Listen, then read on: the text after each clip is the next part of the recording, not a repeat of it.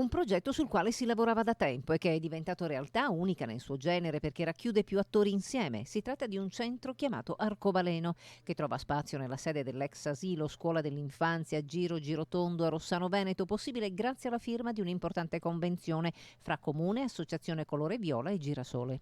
È un centro che, su richiesta di alcuni genitori, darà una risposta concreta e a portata di famiglia per bisogni speciali e non.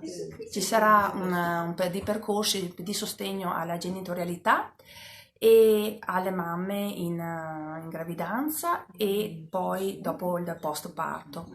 Ci sarà risposta anche a livello della psicomotricità di metodo Couturier seguita dall'associazione Girasole, mentre ci sarà delle varie attività rivolte ai bambini con bisogni speciali curate dall'associazione Il Colore Viola.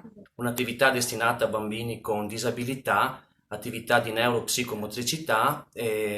Grazie di cuore veramente a tutti i volontari che hanno sostenuto il progetto, grazie anche all'Elisa Trevisan che ha creduto in questo progetto fortemente. Spero che i lavori termineranno entro l'inizio della primavera in modo tale da essere operativi per metà fine di marzo. Sarà un centro soprattutto rivolto all'infanzia.